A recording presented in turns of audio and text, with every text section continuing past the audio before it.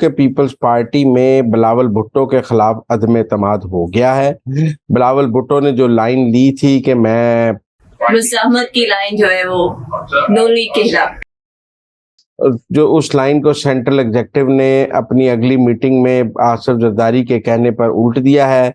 اور بلاول کو جو ہے وہ اس میں منہ کی کھانی پڑی ہے۔ میں سمجھتا ہوں کہ بلاول بھٹو اپنے والد سے شہ مات کھا گئے ہیں اور انہوں نے پیپلز پارٹی میں ہی بلاول کو شکست دے دی ہے۔ اب بلاول جو ہے وہ عزت چھپاتے پھر رہے ہیں، کبھی کہتے ہیں کہ اگر میرے ہاتھ کھول دیے جائیں، میرے پیر کھول دیے جائیں،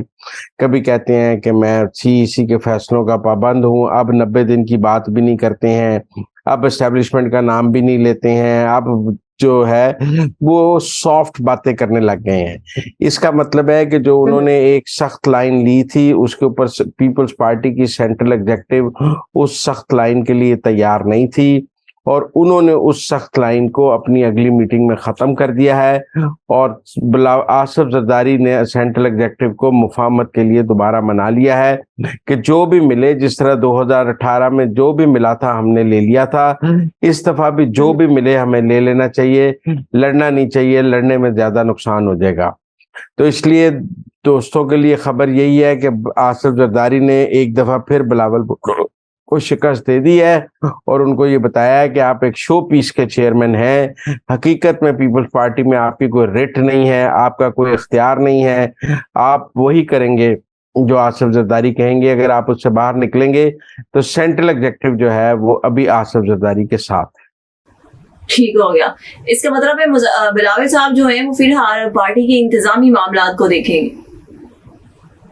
پتہ نہیں وہ بھی آصف زرداری دیکھیں گے جب ریٹی ختم ہو گئی، جب آپ میں سمجھتا ہوں بلاول سے زیادہ اختیار تو مریم نواز کے پاس ہے، بے شک وہ نائب صدر ہے، چیف آرگنائزر ہے۔ جتنا اختیار بلاول کے پاس پیپلز پارٹی میں ہے اس سے زیادہ اختیار مریم نواز کے پاس نون لیگ میں ہے۔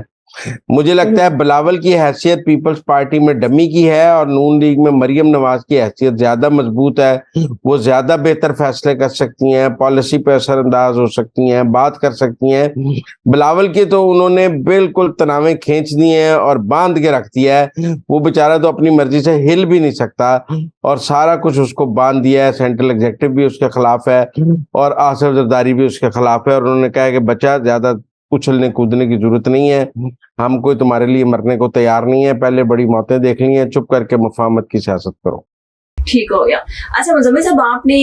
گزشتہ دن ہمیں ایک جو بڑی خبر دی تھی پیپلز پارٹی اور پی ٹی آئی میں الحاق کے حوالے سے، اس میں اب تک کیا پیش رفت ہوئی ہے، اندر کی کیا بات ہے؟ دیکھیں، پیپلز پارٹی بار بار کوشش کر رہی ہے اور یہ جو بلاول بھٹو کا گروپ ہے پیپلز پارٹی میں، یہ کوشش کر رہا ہے کہ کسی نہ کسی طرح جو ہے وہ پی ٹی آئی سے کوئی اتحاد کی شکل نکل آئے تاکہ آصف زرداری کو یہ بتایا جا سکے کہ ہمارے پاس ایک آپشن موجود ہے۔ لیکن ابھی تک پی ٹی آئی نے ان کو، میں اب بھی دوبارہ کہہ رہا ہوں کہ بار بار رابطہ کرنے کے باوجود، اعتزاز احسن، لطیف کھوسا، سب لوگوں کے رابطہ کرنے کے باوجود قیدی نمبر 804 نے اٹک جیل سے کہا ہے کہ کسی سے بھی بات ہو سکتی ہے، آصف زرداری سے بات نہیں ہو سکتی، کسی سے بھی سیٹ ایڈجسٹمنٹ ہو سکتی ہے، پیپلز پارٹی سے کوئی سیٹ ایڈجسٹمنٹ نہیں ہو سکتی، یہ ہمارے دشمن نمبر 1 ہے، ان کے ساتھ نہ سیٹ ایڈجسٹمنٹ ہوگی، نہ ان کے ساتھ کوئی مفاہمت ہوگی، نہ ان کے ساتھ مل کر سینٹ کا اجلاس بلایا جائے گا۔ تو اس لیے پیپلز پارٹی کے 3-4 رابطے جو ہیں وہ ریکارڈ پر آئے ہیں پی ٹی آئی کے ساتھ۔ پہلے سینٹ کے اجلاس کے لیے آیا، پھر کوئی سیٹ ایڈجسٹمنٹ کے لیے آیا، اور چیزوں کے لیے آیا، 90 دن کی بات بھی اسی چکر میں کی گئی، لیکن وہ بھی بلاول کی بہت بڑی ناکامی ہے۔ آصف زرداری صاحب ٹھیک کہہ رہے تھے کہ پی ٹی آئی ہمارے ساتھ نہیں آئے گی اور بلاول کا وہ پروجیکٹ بھی فیل ہو گیا ہے، انہیں عمران خان نے لفٹ نہیں کرائی ہے اور وہ سمجھ رہے تھے کہ وہ چکر دے لیں گے پی ٹی آئی کو، تو پی ٹی آئی اور عمران خان جیل سے بھی ان کے چکر میں نہیں آئے ہیں۔ انہیں بار بار 3-4 کوششوں کے باوجود نہ ہو گئی ہے، اب نہ نون لیگ سے بھی ہو گئی ہے اور پیپلز پارٹی سے بھی ہو گئی ہے، لہذا پنجاب سے تو بوریا بستر گول ہی سمجھے۔ پر مزمل صاحب، فیصل کریم کنڈی نے تو کہا کہ ہم اگر الحاق کریں گے پی ٹی آئی کے ساتھ تو اچھی پی ٹی آئی کے ساتھ ہو سکتا ہے، تو یہ اچھی پی ٹی آئی اور بری پی ٹی آئی؟ اچھی پی ٹی آئی تو آئی پی پی ہے، اچھی پی ٹی آئی تو پی ٹی آئی پارلیمنٹیرین ہے، اچھی پی ٹی آئی کو P T I Imran Khan تھوڑی ہے۔ अच्छी PTI तो दो मौजूद है मार्केट में, एक इस्तेकाम है पाकिस्तान पार्टी, अच्छी PTI है, PTI पार्लियामेंटेरियन परवेज खटक की अच्छी PTI है, तो वो इन दोनों से इत्तेहाद कर लें, वो फिर PTI इमरान खान तो अच्छी PTI नहीं है। ठीक हो गया। अच्छा मुजम्मिल साहब, अब एक बड़ा अहम सवाल, जिस दिन से कौमी असेंबली जो है वो तहलील हुई है कि इलेक्शन कब होंगे, आईनी मुद्दत के दरमियान होंगे या आगे चले जाएंगे। आज कमर दिलशाद साहब ने कहा है कि इलेक्शन जो है वो 15 जनवरी से 25 जनवरी के दरमियान होंगे, तो मुजम्मिल साहब अंदर की बात क्या है? नहीं, मैं समझता हूँ कि एस्टैब्लिशमेंट वाकई 15 से 25 जनवरी के दरमियान इलेक्शन कराने के बारे में सोच रही है।